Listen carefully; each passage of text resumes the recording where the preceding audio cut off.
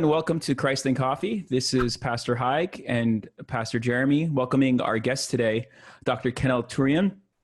Dr. Touryan is a pioneer in inventing renewable energy technologies. He has his PhD in aerospace and mechanical sciences from Princeton University. He has over 80 publications in scientific journals and has co-invented numerous patents. Dr. Touryan is also apologetic. He loves to tell people that faith and science are not enemies, and loves to share his faith with others. And we have him today joining us all the way from Colorado. So thank you for joining us, Dr. Touryan. And how's the weather over there? Well, first, I'm very pleased to be part of this podcast. And as I mentioned, this is a very cold, very unusual day. We get snow more starting in October, but we got 6 inches on September 8th. This is the earliest we have had. But the good thing is that it had stopped the forest fires that have been ravaging Colorado. Not as bad as California, but it has been quite dangerous. And this has quenched it and reduced the speed at which it expands, that whole thing. And we're grateful for that. And we wish God would have mercy on California that is in such indescribable situation with their multiple forest fires. And we have so many brothers and sisters there, Armenians, about almost a million, isn't it, in California? Mm-hmm. North and south put together. So we're glad we know we're going to have a lot of snow for the next 6 months, but this timing was perfect. So we're very glad. I can't believe you went from raging wildfires to snow within a couple of days, huh? It's still September. 6 hours. Yeah. In 6 hours, from 90 degrees to 30 degrees. Oh my gosh. That's Colorado. Unbelievable. Yeah. Unbelievable. Well, why don't you tell everybody on the podcast today too? You said you literally you take very literally Psalm 90, and you count each and every one of your days. So how old are you today? Could you share with the cast? Well, as I said, I'm 30,598 days God has given me. It's wonderful. People say, how do you calculate? It's very easy. You go to Google, said my age in days, press that, you put your birth date, and then within seconds, it gives you the days. So you don't have to sit down and calculate leap years and all that. I did that for some time, and I was off by 1 year, and then my grandson, who was 16 years old, figured it out and said, Grandpa, you're off 1 year. That's hilarious. So I now Google to do the calculation. There you go. Now the machines do it for us. It's just what they want. Yeah. Amazing. My father says hi, Dr. Touryan, and he told me that you memorized the Psalms at an early age. Is that correct? Yeah, I did that. Psalm 1, Psalm 8, Psalm 19. Yeah, and as a little kid, they would put me on a stand and have me recite. Wow. It's amazing. So, where did you grow up? Did you grow up in Lebanon, or were you in Syria? Well, first I didn't grow up because I'm 5'2". Okay. I was born in Beirut, Lebanon. Okay. And then immediately we moved to Jerusalem.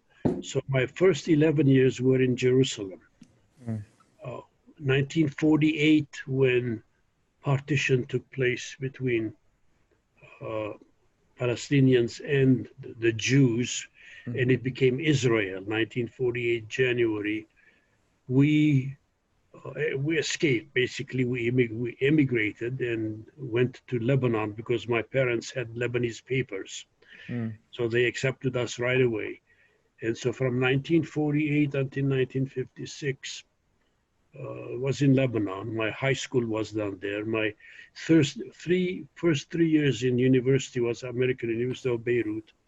Then the United Nations hoping to resolve this incredible dilemma Palestinians versus Israelis, gave us an opportunity to go to either United States or another country if we give up all our claims of land in what was then Israel. Hmm. Of course, we didn't own anything, so we gave up nothing. It wasn't much of a gamble. That's right. And they paid our way all the way to United States. My father, Touryan, was a preacher. And so a small church there in Pasadena, which Yehoyan started, he became, they basically hired him, and the whole family moved. And then I went to University of Southern California to finish my bachelor's degree and master's degree. Then I applied to various other universities for graduate work, and I went to Princeton. I got the best offer from them, 1959 or so, yeah. 3 years later, I had my FUD. PhD is a FUD. When people call me doctor, I say, no, I'm not a doctor, I'm a FUD. What is that? PhD. Phonetically spelled FUD. He's a It's like, FUD. what is that? Oh, okay, foot. Okay. Fud Touryan, or Dr. Touryan, Yeah.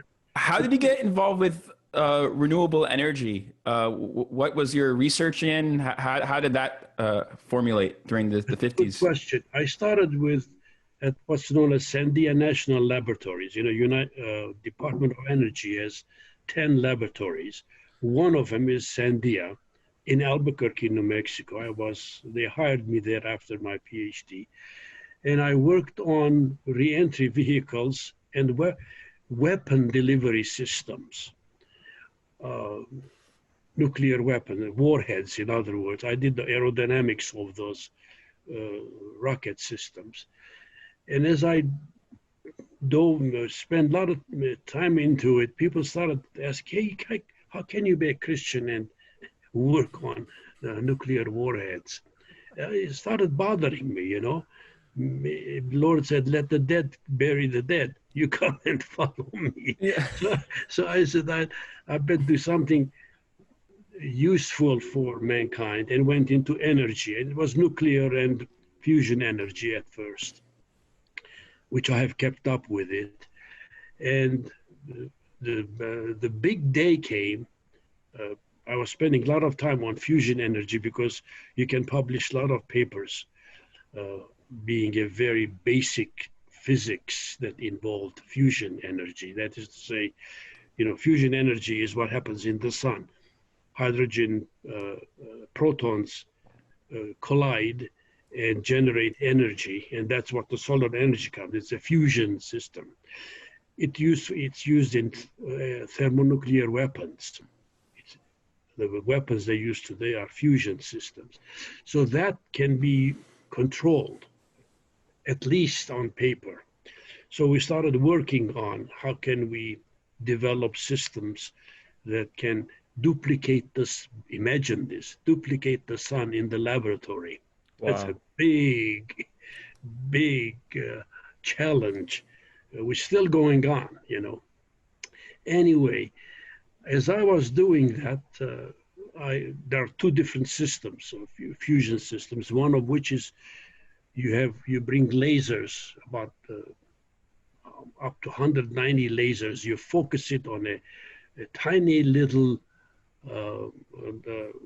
pellet in which you have deuterium and tritium, and the lasers compress that so much so that it creates what happens in the sun for only less than a microsecond. It fuses and energy comes out. That's the target. This is in Lawrence Livermore Laboratory. So I was visiting that facility that they had put together, multi-million-dollar facility. It's a great experiment that they had started, which is continuing. You know, we haven't yet reached controlled fusion.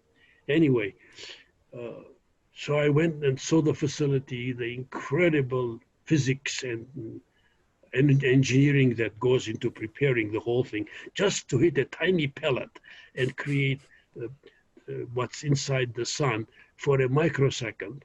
Wow. Then I walked outside and the sun was setting. Big, huge sun. I looked at the sun. I said, wait a minute. We're spending millions of dollars just to hit a pellet. And here is a fusion device out there, what's for been there for 1,000,000 years and may continue for 1,000,000 years. What am I doing? So I said, okay, I think I'll go and use the solar energy rather than creating one in the laboratory. That's how I got converted into renewable technologies. And then spent most of my following, 20, 25 years in renewable energy, solar, wind, biomass, and so on. I've never given up the fusion. In fact, I just publishing a paper on that. But that's still way in the future. But why not use what we have? You know, we're bathing in the sun, free energy. You know, make use of it, and that's the logic or the historical aspect that drove me into it. Yeah. Well, I want to say first, I'm very impressed that at one time there were Christians who actually found a dilemma in building a weapon and being a Christian at the same time. So I'm glad to hear that was a thing at one point. But that's for another podcast, I think. But I want to ask you where we are at the moment in the development of renewable energy. You know, there's a lot of people who are skeptics about it, and there are a lot of people who are, you know, full blown into it. So maybe if you could just give us sort of a status of where we are in terms of developing sustainable renewable energy for our cities, for our communities. Yeah. Well, we started, the whole thing started intensely in about 1975, when a whole laboratory was put together. The Department of Energy started the National Renewable Energy Laboratory here in Denver area. So I left Sandia Laboratories, which is a weapons laboratory, and moved to Denver area to be part of this new energy laboratory. That's about circa 1975. Since then, it has really exploded. I mean, the use of renewable energy, which is solar, wind, and biomass, are the three major ones. Now, the renewable energy, which has been with us for ages, has been hydropower is renewable energy. Okay, when you make dams and use water to run turbines, that is the #1 use of renewable energy, which continues. In Armenia, for example, we don't want to build dams, but we can use run of the river, they call it. In other words, you use the river itself as it comes down from a high point to a low point, and run small turbines, like a megawatt turbine, 100 kilowatt turbine, and generate electricity for the village. It's very convenient. That will continue. But Armenia, for example, is bathed with sun. The solar, what we call insolation, the amount of sun throughout the year is huge. It is a great advantage to use the solar energy to get electricity. Is that because it's elevated in a mountainous region? Is that why it's bathed in sun, or just where it's at? It's true. Yeah, it's high altitude, just like Denver. In fact, Yerevan is, well, not as high. We are, when I am, where Yerevan and Armenia are kind of the same altitude. And so you get bright, clear skies and a lot of sunshine, and why not make use of it? So all of them, both use of solar energy, wind, and biomass took off. And it's depending on, and you know, every country have one or more of this. You know, many countries don't have oil and gas, but every country has either sun or wind or biomass or water, right? So it's universally available, and why not take advantage of it? Now, there are problems, and we'll talk about that shortly with all of them. But the future is such that I think 80% not more. 80% of our energy will come from renewable sources. Hmm. But because they're variable, at night you don't have sun, so there's no energy. The wind blows and then stops blowing. So then what do? Biomass the same way. You have to cultivate fields and then use some of the what they call special grass you grow, and you pulverize and then turn it to methane, for example, and use the methane. But all of those have limits, whereas coal, oil is always there. You can just run it all the time until you run out of it in the future. So it's not always there. It'll leave us at some point. Someday it's going to leave us. Yeah. Also, it's dirty because it Right. dumps so much carbon dioxide and methane into the atmosphere, which is one of the reasons we have this horrific, chaotic environmental situation. Do you know that the temperature average now has gone up 2 degrees centigrade from middle of 19th century? So to avoid that, clean energy becomes important to keep the environment clean. That has that advantage. That's why we pursue them. Now, let me suggest something. If any of you are interested, the two of you, next Friday, I'm going to give a illustrated talk to the New Canaan men. They meet once a month to discuss issues like this.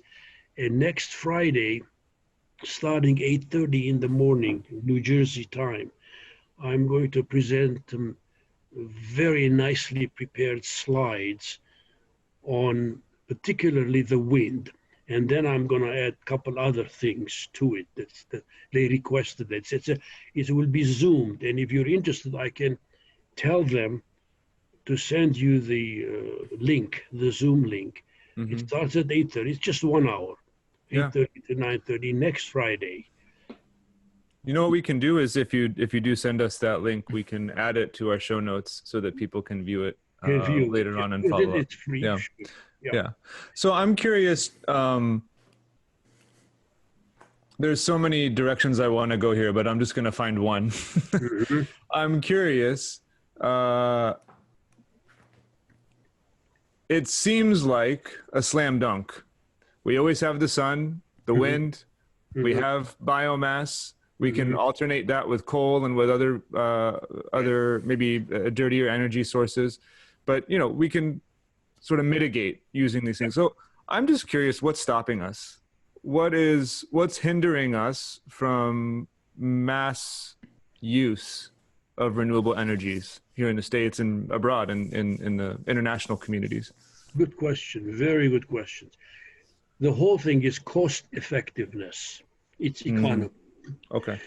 Up until 5 or 6 years ago, wind wasn't profitable. It is now. Photovoltaics, which is part of the solar system, uses the sun to generate electricity, is just becoming competitive definitely with oil and even with coal. So the thing that we had to fight to deal with was not the technology, which is really much simpler. It's the economy. Can you compete with cheap oil, cheap natural gas, cheap coal? It's a matter of it's this economy that drives it. So that's how the whole thing started. Then came, of course, the environmental issue on top of it. Then you have to be cost effective. All right, why not use a more expensive solar energy, which keeps the atmosphere clean, then use coal, which is cheap but messes up the atmosphere. You see so there is a give and take involved. Very clearly, coal is going to disappear. I mean, it is no question contributes most to the greenhouse effect. It is being replaced by natural gas, which is cleaner than burning coal. So many of the coal power plants are doing that. And it probably will continue. Natural gas is a wonderful source of energy. When people say, oh, you're a renewable energy expert, so you don't like coal, you don't like fossil fuels or nuclear power. I said, no, we need all of them in some ratio, in some combination. So I am guessing, to jump ahead, is that 10 years or 15 years from now, 80% of the world's energy will be solar, wind, or biomass, 80%, but not more.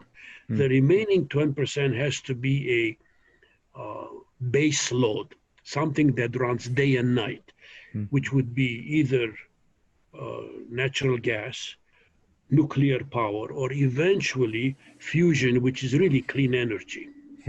Fusion is the cleanest energy. Nuclear is clean, but then what do you do with the waste? Right. Okay, so you have that problem.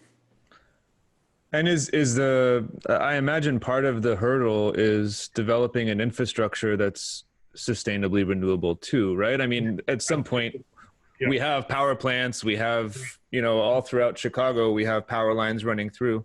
So how does that work? Yeah. How does that get? Well, the first thing you do to use renewable energy is you do a resource assessment.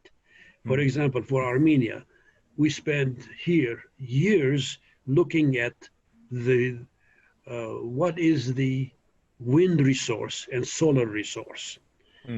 Does it make, if we put things together, is there enough there to provide energy for the country? Then only after the resource assessment, you decide if there's continuous winds blowing, which does, for example, where Haig is north, one of the windiest places is northeast United States or the Oregon area. There are very nice continuous winds, so it's economic to build, to get wind power, all right? Whereas Arizona is great for solar. So that's where you use solar. You have to do the resource assessments, then select which of the technologies economically provides the energy and go after it.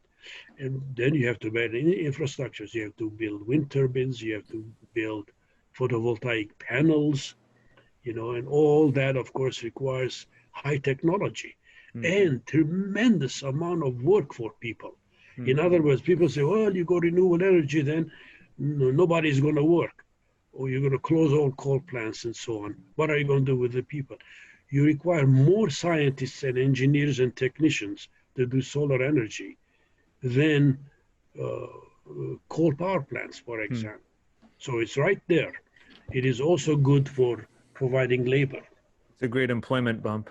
Employment, exactly. Yeah, interesting. But you're right, the infrastructure follows after you have decided which of these systems is economical, then you go after it and start putting, either you purchase this from existing systems or develop.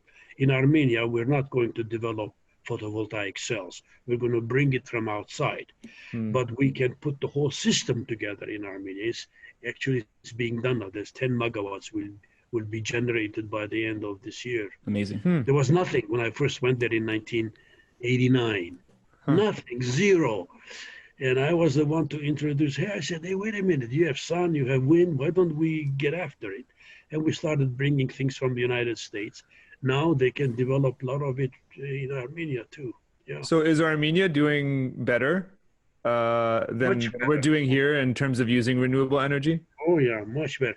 They have used water extensively, a lot of water. They had a big dam. You have,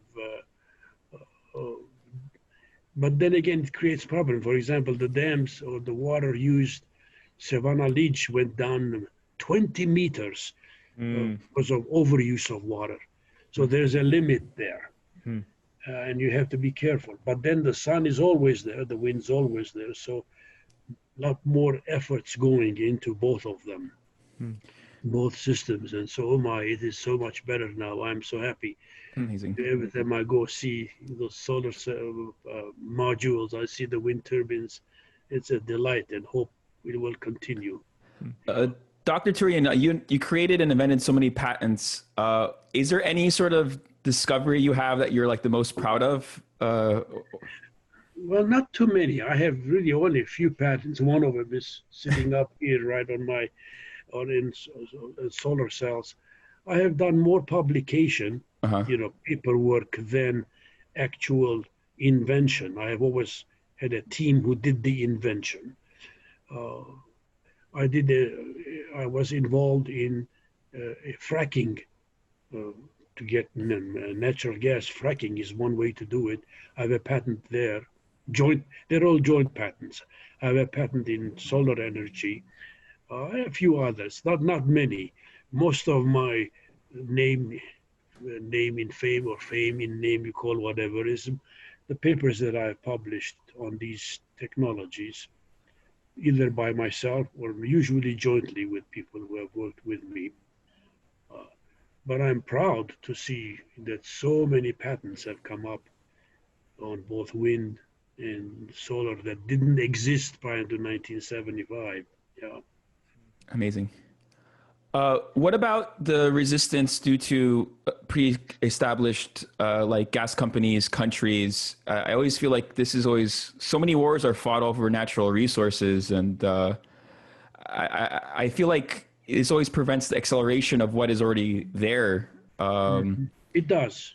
It is, as I said, it's a problem of economy. When Exxon and BP and others all have spent trillions of dollars, using oil to run power plants on oil or coal or natural gas, they don't want to give that up. Right. And they shouldn't either. In other words, as I said, what one needs is a balanced system in which to take maximum use of a good mixed use. Like you cannot use much in Iceland other than maybe wind a little bit. There you have to have some kind of either a nuclear power plant or a gas, and they don't have natural gas either, so they're stuck really. They have to import everything. But where there is a lot of oil and a lot of gas, the tendency is why not use it? But you see, you can use oil and gas for chemical products. You don't have to just burn it. All our plastics, all our systems that use organic material goes into, and everything is plastic or something that has to do with the use of oil or natural gas. So you can always use that. So the source is needed and will be used, but why burn it into the air when you can use other systems that do not deplete your oil and gas resources? Yeah, it's a good question you're asking, though. Yeah, I love how pragmatic you are about it, because oftentimes when you talk about environmental issues, it's usually extremes. You're hinting at the passage in Ecclesiastes before we got on, but it's like all or nothing versus the gradual change approach, or the reality that we still need 20% from non-natural sources right now. So I just love that attitude, because usually when you get into these environmental talks, it's like all or nothing versus a gradual transition.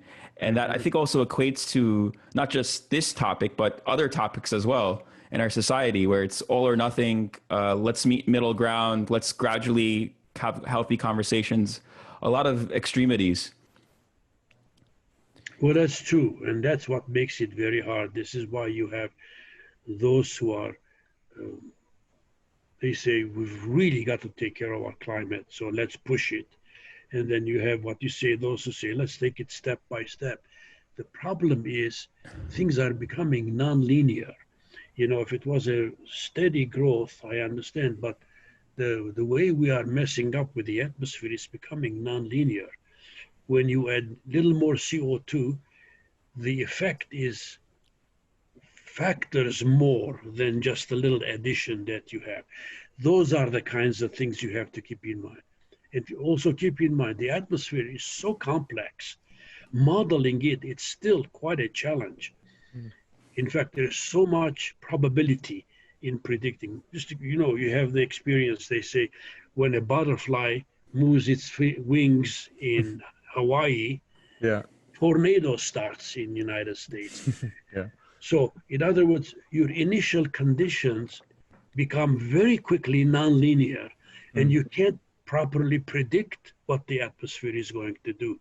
That's why you don't mess around with it. You know that CO2, water vapor, methane are greenhouse gases, and they will increase the average temperature we have.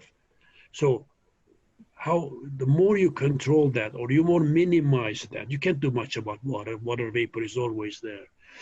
But CO2 and methane are things that you can control, the amount that gets into the atmosphere. And so every effort should be done, including electric cars in the future, Yeah. It's more, unfortunately, it has been politicized. It's not a technical problem. Right. It's political. Right. What would it cost for us to do this? What Right. would it cost for us to do that? Yeah. Well, and it sounds like the big elephant in the room, I mean, the sort of glaring red light and the crisis on the horizon is this issue of climate change. And we're seeing right now the cost of climate change with the wildfires and all over the West, in Denver, the rapid shift in temperature, the rapid shift in climate. And then also, there's these hurricanes in the Gulf Coast and along the Atlantic coast that have become a huge, crucial issue. So each of them are,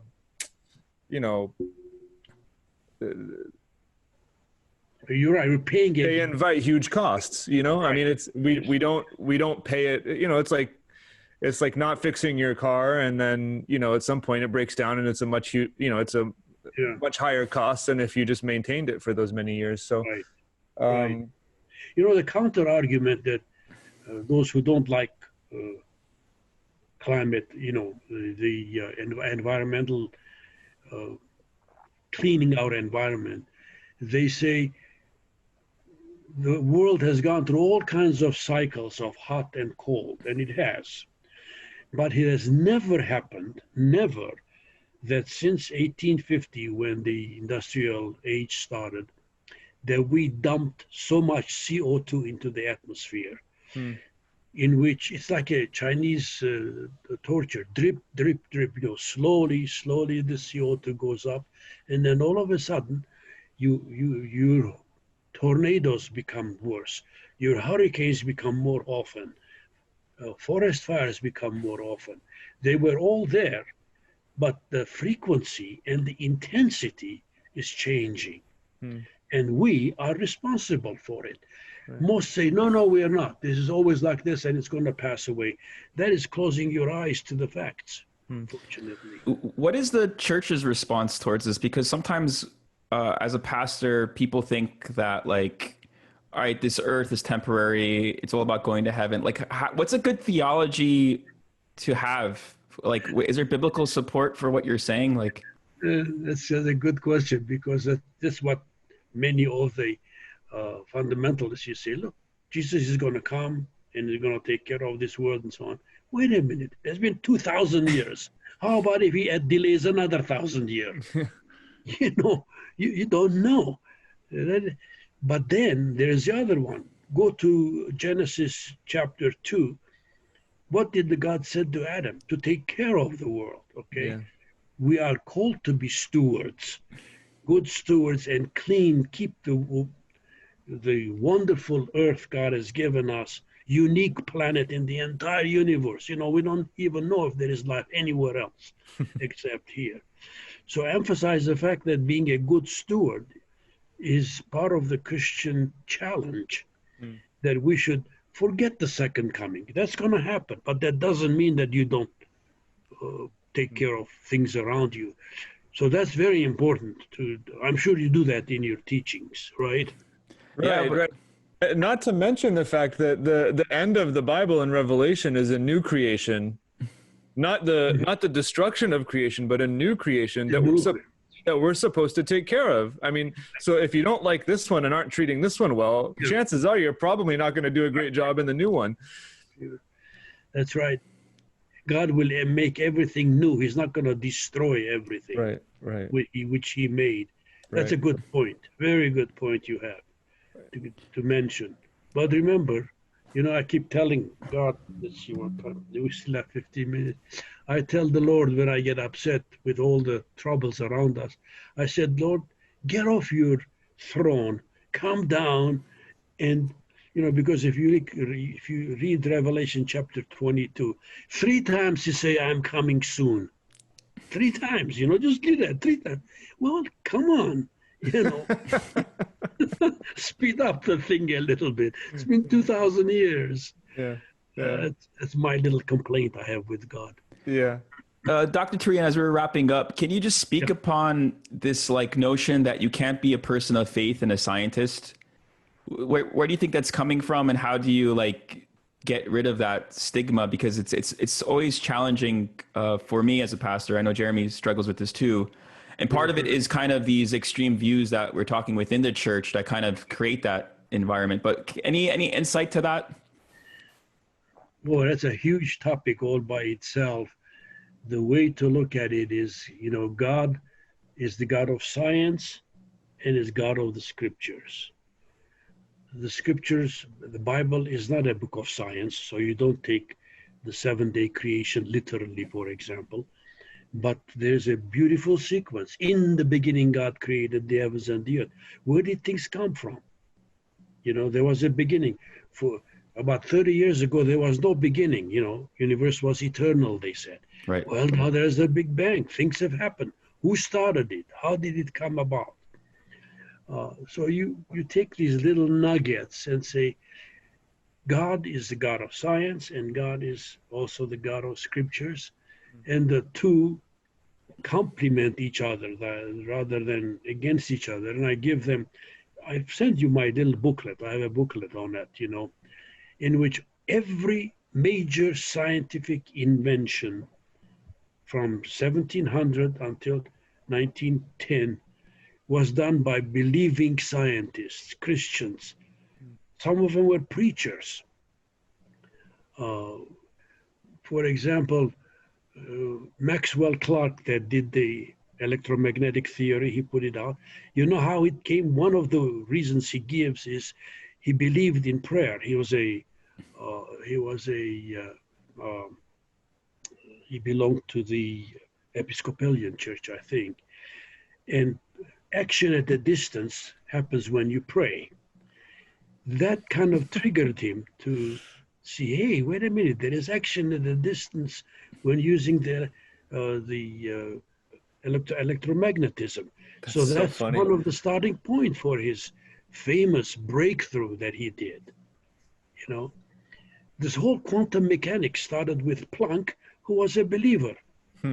So if you go back and look at all these major inventions, starting from Newton and even before, and then keep going, every single one of them had a committed faith in a personal God.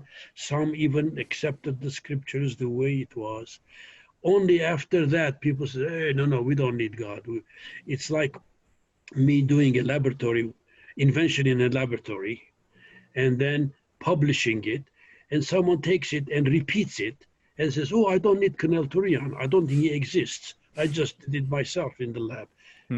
That kind of an attitude took over after 1910, more and more. And so that split took place between, well, we need science. It answers all our questions, which is a mistake anyway. Science never answers all our questions. So there are various approaches. But let me give one more example. When I was at Princeton,